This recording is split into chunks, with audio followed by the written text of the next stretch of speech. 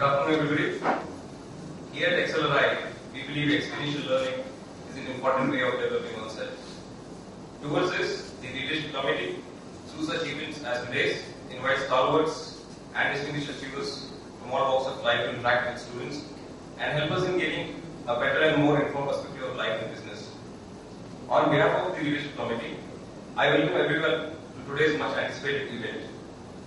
I now invite Shrita to welcome our guest with a bouquet.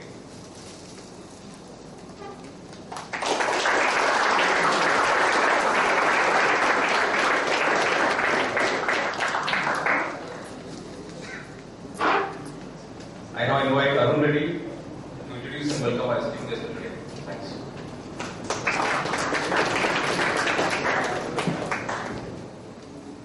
Thank you, Lokesh.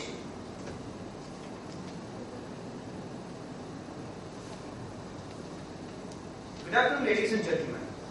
It is my pleasure to present to you Mr. S.V. Nathan, Talent Director for Deloitte US Firms in India. Mr. Nathan has over 30 years of professional experience in human resources management. He worked in diverse businesses such as manufacturing, services, telecom, and information technology.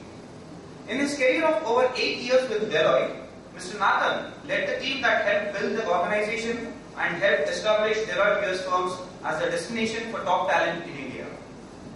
Apart from his responsibilities in Deloitte, Mr. Nathan serves as the National Secretary of National HR Development Network, NHRDN, the Chairman of the Global In-House Center, Hyderabad chapter of NASCOM, the Chairman of the Global In-House, and the current Chairman of the Indian Society for Training and Development, ISTT, Hyderabad chapter. He is also a fellow at Sumedas, a not-for-profit education and research body on organization development. Mr. Nathan has been conferred the prestigious honor of HR Role Model of the Year 2011. He is also referred to in the list of top 50 HR professionals in the country. He graduated in mathematics, and it's a matter of great pride to us excellers that he postgraduated in HR from XLRI. He is acknowledged as a well-known speaker, expert, coach, and mentor. His personal philosophy of persistence is seen in his favorite line, "Water cuts rock." Over the last many years, he has seen a lot of his proteges turn into great professionals leading organizations of repute. He is fond of reading and writing and enjoys cooking for family and friends. He blogs regularly on matters pertaining to life in all its many splendor, hues, and wonderment on Facebook. I am honored to welcome Mr. S.V. Nathan in XLRI to share his experience and knowledge with all of us. Sir, please.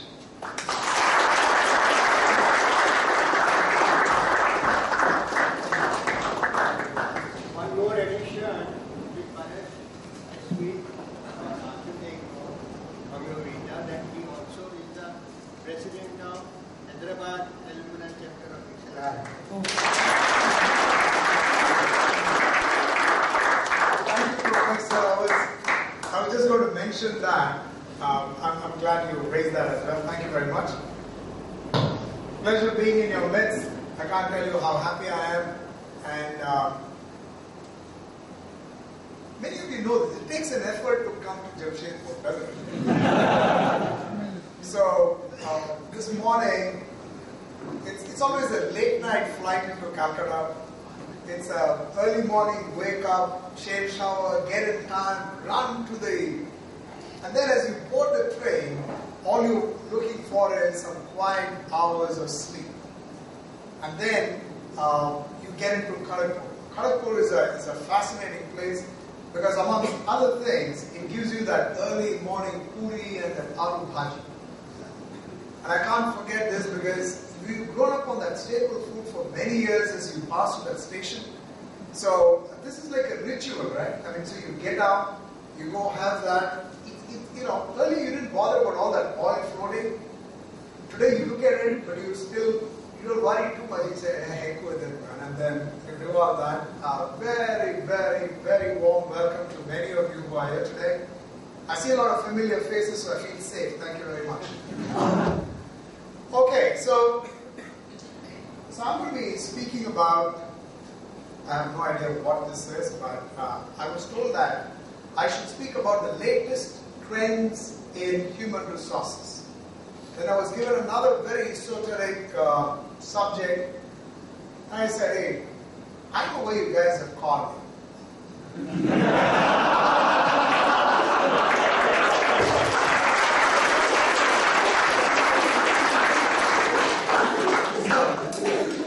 Make it easy on me, make it easy on everybody. So let me just ramble about something. It doesn't matter. But before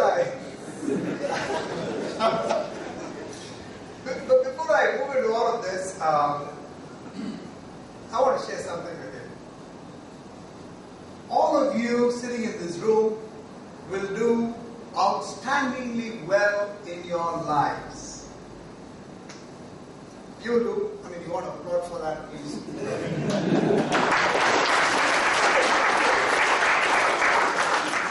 I have not known of an exceller who's done badly for himself or herself.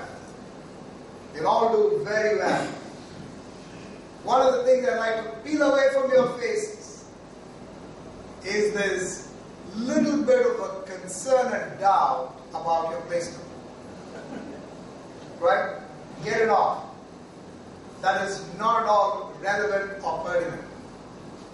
In a career spanning over 30 years, I've come to realize it doesn't matter where you start. It certainly matters where you end. It doesn't matter which company you join. But what matters is, are you moving true north? Is this the place that you truly want to be, where you want to go? And you will get there. So, don't worry about today. Tomorrow will take care of itself. Just sit back and listen to how many people like stories. Shameless people, you never change. Thank you. So I will just share a few stories with you. So today is a little bit about leadership. I'm not going to give you any big yarn that you will find in a lot of books. I think second only to the subject most discussed on earth. The first subject is a 3-letter word. And I don't want to mention it, not because it's studied out here. The second most discussed subject is the subject of leadership. The most researched stuff. People have gone blue in the face talking about the subject that is leadership. I'm no different, but what I thought I would do is to share with you some random thoughts. Most of anything to do, forget leadership, is to do a little bit with a certain awareness. It all starts with awareness, not of the world, but a bit of awareness about yourself. So here is a story. This is the story of a prince. And this happened in those good old days when you had the king, the prince, and then you had the Zen master. The king was getting old, went up to the prince and said, do you think that you can take over my kingdom? I want to chill a bit. So the prince says, oh sure, let me know when. Because these days, the young are just raring to take charge. And the old man said, yes, I think it's about time, but let me ask the Zen master. Goes up to the Zen master and says, Master, is my son ready to be the king? The Zen master called the young man and says, well, young man, what I want you to do is go into the forest. This is a small exercise for you. Go to the forest, spend 6 months. Come back and tell me what you learned. Come back and tell me what you learned. In those days, if you were to ask somebody to go into the forest for 6 months, they'll happily go. You try that today. You try to give somebody a summer project that says go into the forest and spend 6 months, and first thing they will ask, accommodation area. So, anyways, this prince went to the forest, spent 6 months, came back. When he came back, he went right up So the Zen master took a deep bow. Of course, his hair was all kind of grown. He had a beard. Went up to the king. He did a Sashtang Namaskar. Zen master, deep bow, says, Master, it is I, your prince, and I'm here. And I have done what you asked me to do. He says, okay, so tell me, what did you hear? So the prince says, Master, I heard the sound of the breaking of the twigs as animals walked through the forest. I heard the sound of the lightning as it struck Mother Earth. I heard the sound of the thunder. I heard the sound of the rivulet close to where I was. I heard the chirping of the birds and the roar of the lion. Master, this is what I heard. So the Zen master looks at him and says, son, not enough. Eat not chili. Go back. Spend another 6 months and come back and tell me what you heard. So the young man in those days, he don't again complain. Of course, the saddest person in that room was the queen. The queen said, hey, but you don't complain. Hey. Prince goes away, spends 6 months. And after 6 months, there's the same Darbar.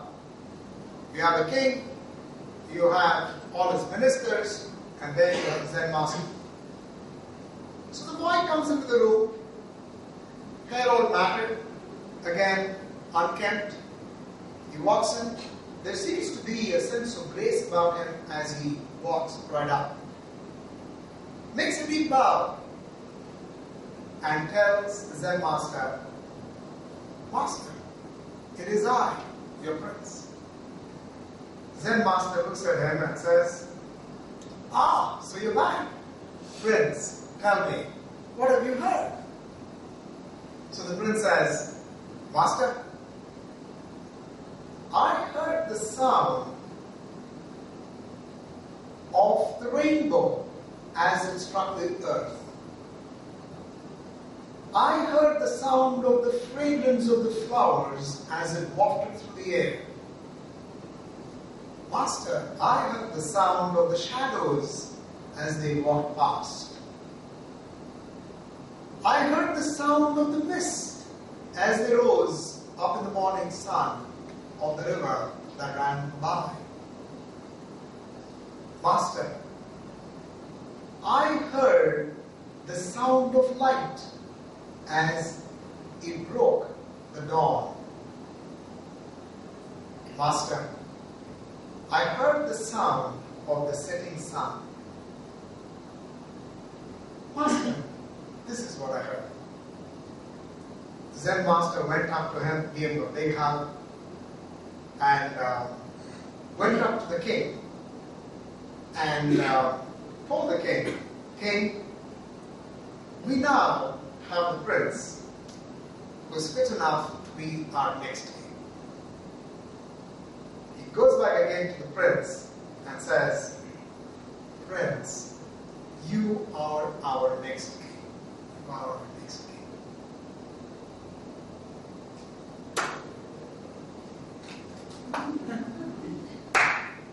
This is only to break you from that story. Okay? So right now, you're all having that whole thing about the Darbar and the prince and all that. But let me come to why the story holds a lot of import for us in our leadership journey. Hear the unsaid, see the unseen, and act the withheld. If you're going to be a leader of today for tomorrow, this is all about these three things. Hear the unsaid, see the unseen, and act the withheld. Act the withheld is all about articulating things that people would even hesitate talking about. That is what one has to do as a leader. I just want to take you through a short one as we do this. Personally for me, this whole journey is an unending journey of what one can learn along the way. So I will pepper this as much as possible about things that have occurred in our own life. But even as I say, for one to be a leader, what does it really take? Any ideas? What does it take to be a leader? Vision. Vision. Okay, fantastic. Vision. Decision making. What else? Yes. Trust. Fantastic. Trust. Absolutely. Initiative. Honesty and uprightness. Honesty and being upright. Absolutely. Or being an honest person. Okay. Very good. Walk the talk. Walk the talk. Courage. Conviction. Compassion. Commitment. Patience. Empathy. All this is what it takes to be a leader. Passion. You can be a great leader if you start with a little bit of passion. In fact, you've got to have enormous amount of passion. It just cannot be just a casual passion. Some people have passion, which is a visual or a patent passion. But some people have latent passion. I mean, they would lose themselves in the work that they do. What it takes is, for any leader, any time, we have just 3 meta questions. And these 3 questions will define you as a leader. First question is, who am I? It's a difficult question. Who am I? Second question is always, where do I come from? And the third question is, where am I going? I don't know whether you even see this in any walk of life. When you meet a stranger, you normally ask, Bhaiya, what's your name? And the second question is always, Kahan ke ho? Where are you from? And the third question is, Kahan ja rahe? Isn't it? These are easy questions, but these have very deep meaning. But it starts with the mother of all questions, who am I? I'm going to spend a minute more on who am I, because in all the things that happens at campus, and many years ago, as I was sitting as you are today, there's always this big question is, what am I going to do in my life? What is the job that I'm going to get? And many of you have had prior work experience as well. And you're hoping that at least the next job that I have would be something which is better. And I hope they acknowledge the fact that I spent a whole year in Excel or a couple of years in Excel. And I hope all this comes of value. There's always this big question. Yes? Forget it. They're not going to look at this big label called XLRI is a 4-letter word, right? Move that aside. It does not matter. When you walk into an interview space, all of you are incredibly bright. Good news. You know what the person on the other guy, on the other side, you know the person is going to pick? The most intelligent person? No. He's going to pick the person, or she's going to pick the person that he or she likes. They will be there. I will pick the person that I like, not necessarily the most competent. I want to acknowledge this, even though I'm a person of the clock. This is something that I've seen for so many years. So when you go into an interview, if you're not selected, don't worry, there's always another person who will fall for your charm. So don't worry. So the biggest advice that I gave to my niece who went up for some of the entrance exams and all that, she's again in some school, some management school. I hate to say this, she didn't get through Excel, she went to IIMs. The one thing that I told her was, make sure that you engage. Make sure that you connect. And make sure that you smile. And you can do whatever that is required. If you do not connect, forget it. I don't think that that's the place for you. And it's not it's a very small window. I was just mentioning it to a few people who came up and asked, what does it take to build a career in consulting?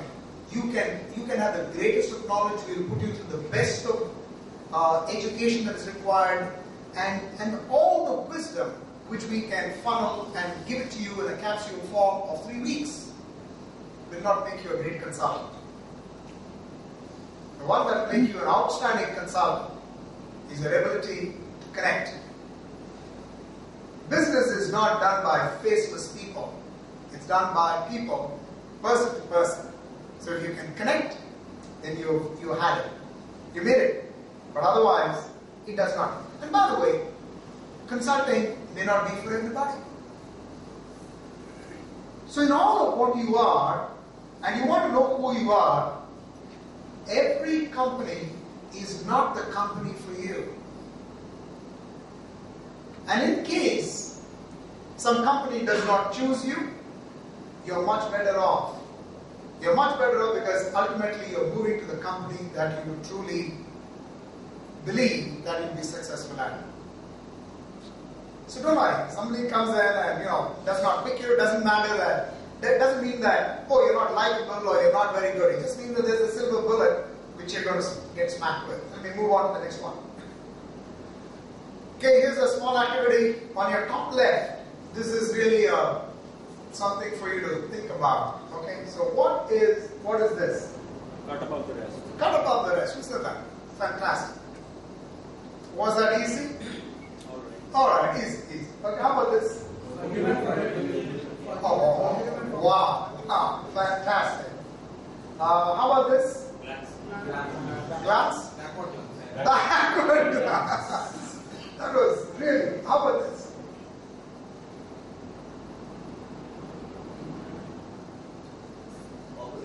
Operation is right, but not entirely.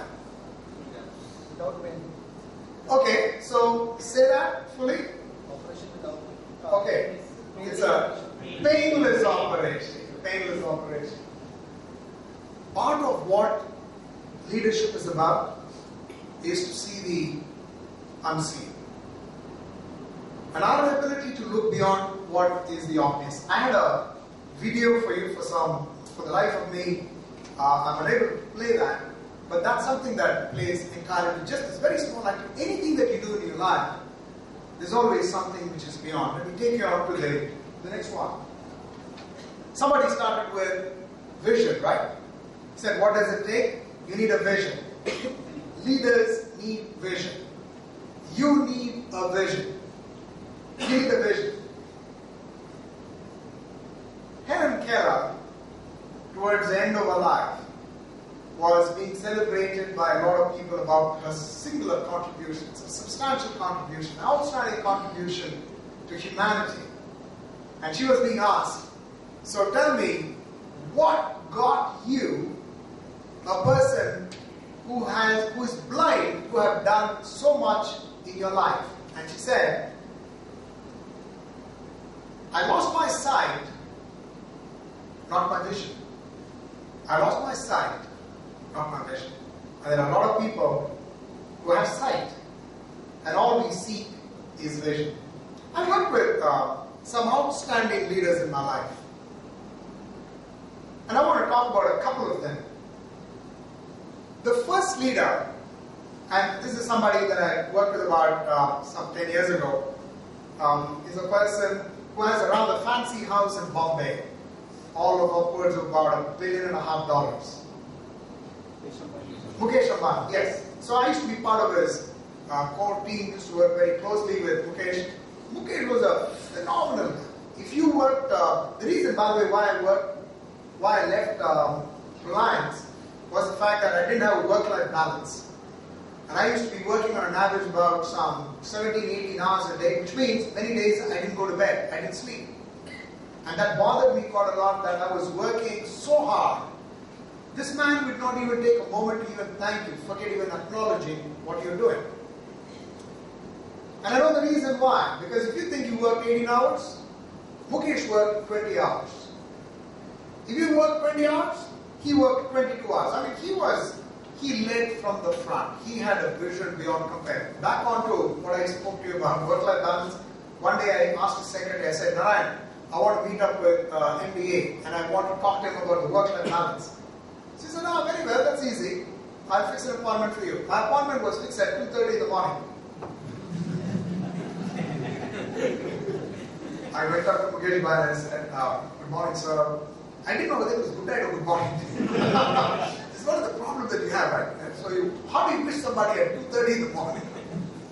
So anyways, I went up and said, oh yeah, so tell me Nathan, what are you about? So he says, I want to talk to you about work-life balance. So he started to smile and laugh. And he says, hey, listen, all of life is work. All of what you do is work. Balance is your life. What a work-life balance? I mean, what do you say? Somebody like that. I smiled and laughed. I walked out of the room and I told myself, I don't know how to convince this man that people need a life. And I have a lot of admiration for him because despite all that, he still spends his Sunday very devoted with his family. So, my takeaway in all of that, when I worked with somebody like him, was he was a man who had enormous vision. When everybody was talking about, and we were trying to put up the largest telecom network in India at that time, worked very, very hard on that particular project. One of the things that he told us was, it is important that we invest 200% of ourselves because we want to make telecom